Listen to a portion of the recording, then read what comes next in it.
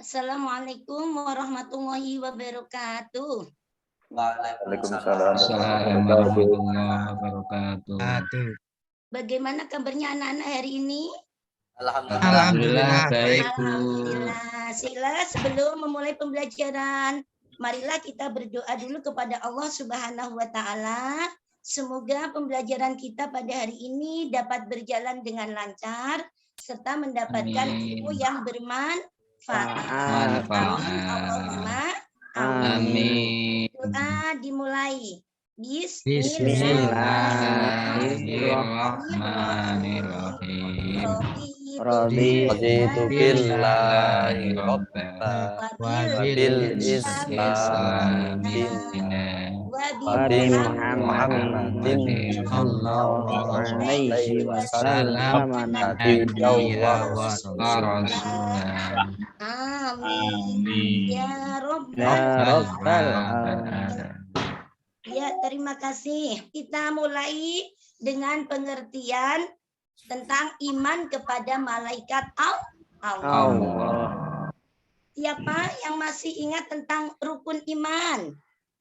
Ayo, ketika kita belajar di kelas 1. Saya, Bu. Oh ya, coba Mbak Sinta, rukun iman ada berapa ya? Ada 6, Bu.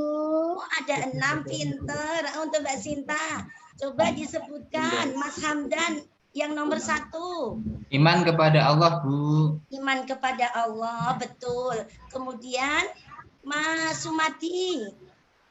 Iman kepada malaikat Allah, Bu. Iman kepada malaikat Allah. Kemudian yang ketiga, iman kepada kitab-kitab Allah.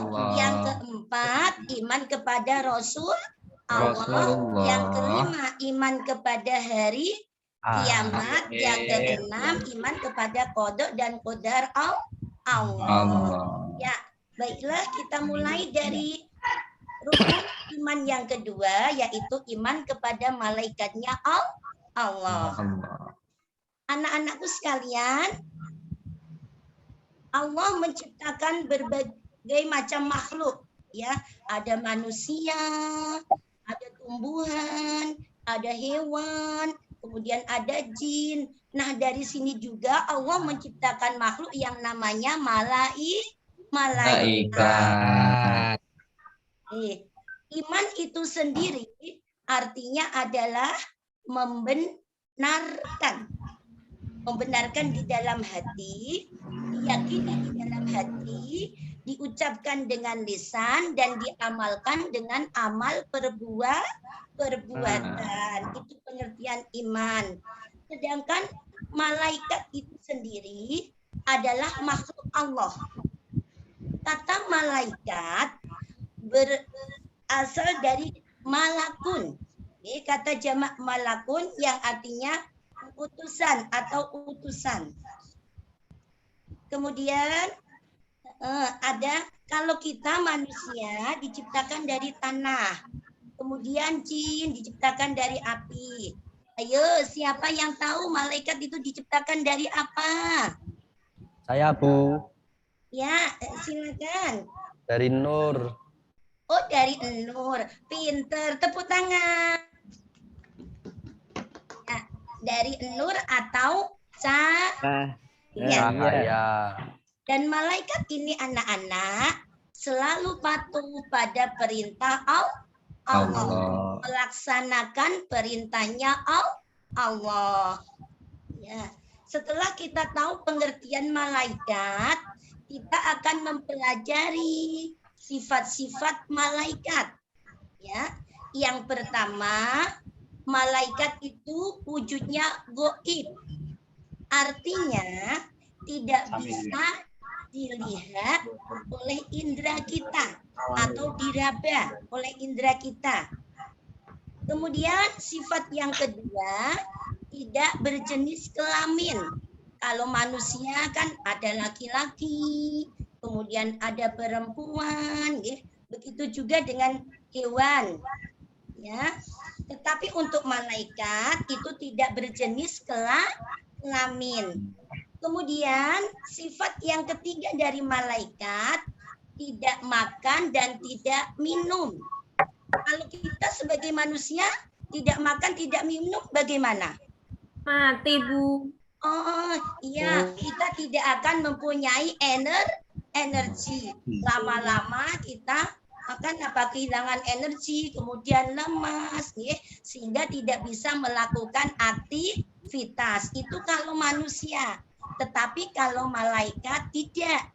Meskipun tidak makan, tidak minum, malaikat tetap bertugas melaksanakan apa yang diperintahkan oleh Allah.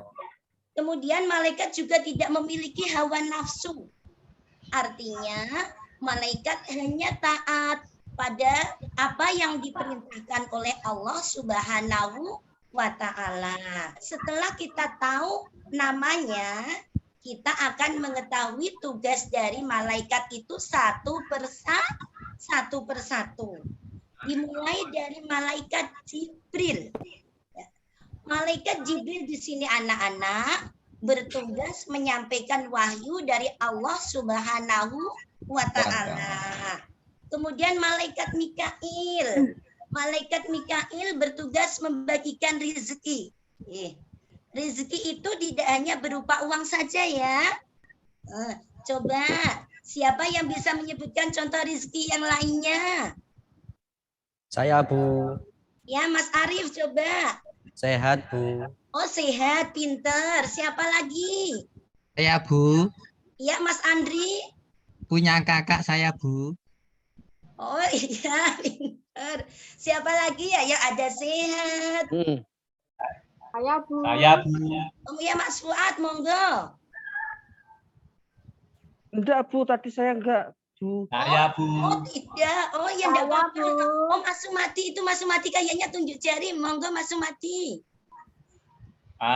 Adanya hujan dari langit, Bu, menumbuhkan tumbuh-tumbuhan. Oh iya, disyukuri ya karena kita ini masih musim kemarau. Jadi hujan datang dari Allah, alhamdulillah. Merupakan rezeki yang diberikan oleh Allah kepada kita melalui malaikat Mikail. Ya, yang ketiga malaikat Israfil. Malaikat Israfil di sini bertugas meniup sangkakala. Ketika hari akhir nanti tiba, malaikat Israfil diberi tugas oleh Allah untuk meniup terompet atau sangkakala. Sehingga alam seisinya ini akan hancur semuanya. Itu nanti ketika hari kiamat. Yang keempat, malaikat Israel. Di sini bertugas mencabut nyawa.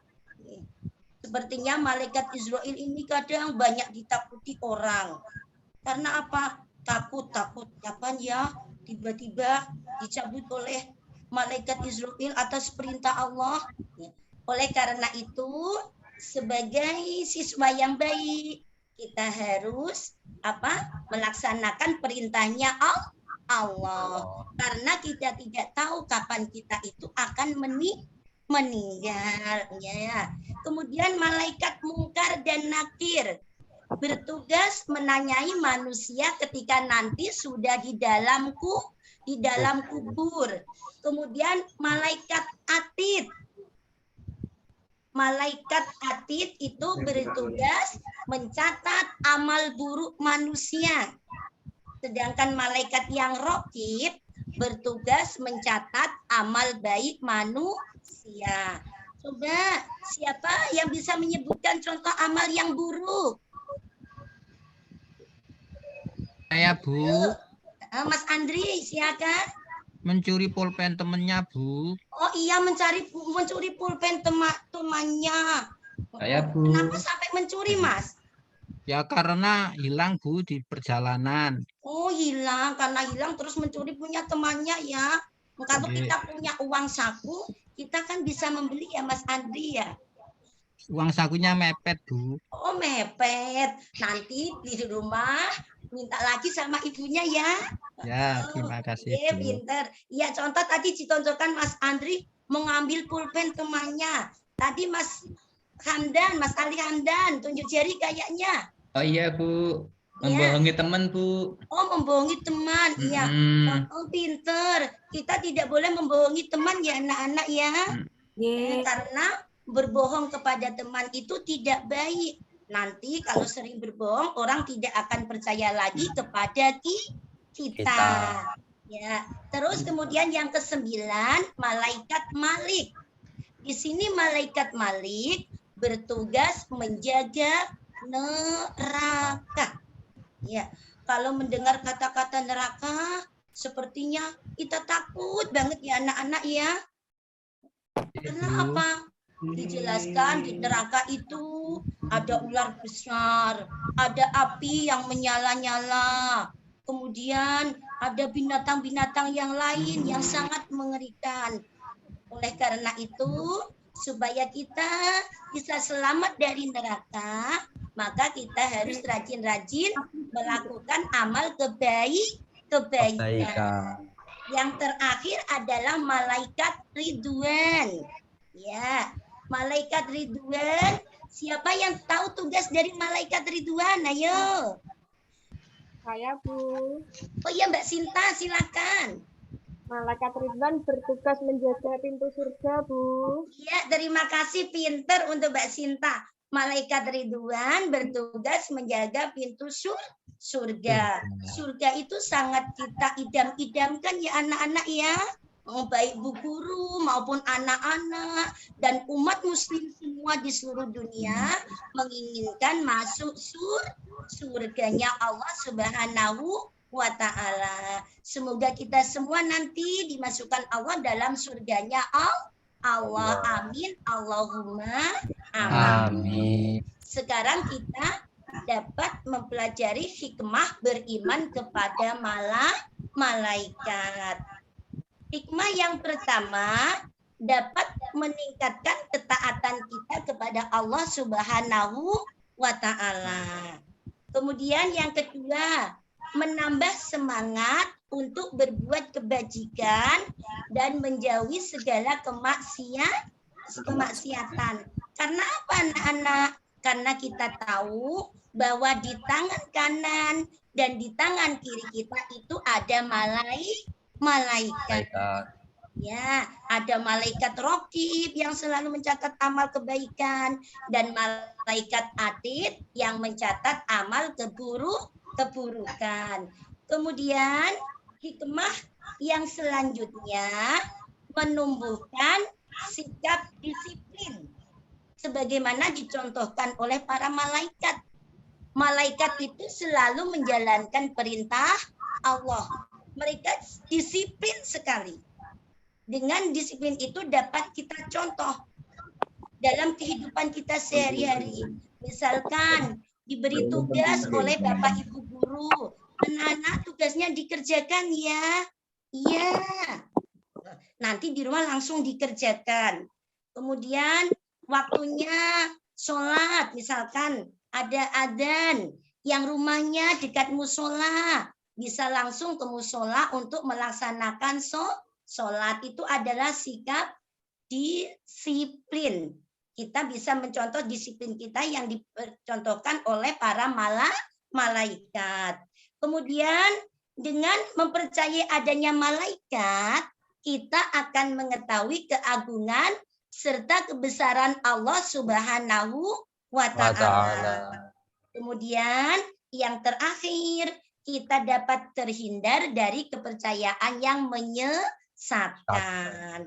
Ya, itu adalah penjelasan Bu Guru, mulai dari pengertian malaikat, kemudian nama-nama malaikat beserta tugasnya, dan yang terakhir hikmah beriman kepada malaikat. Ya.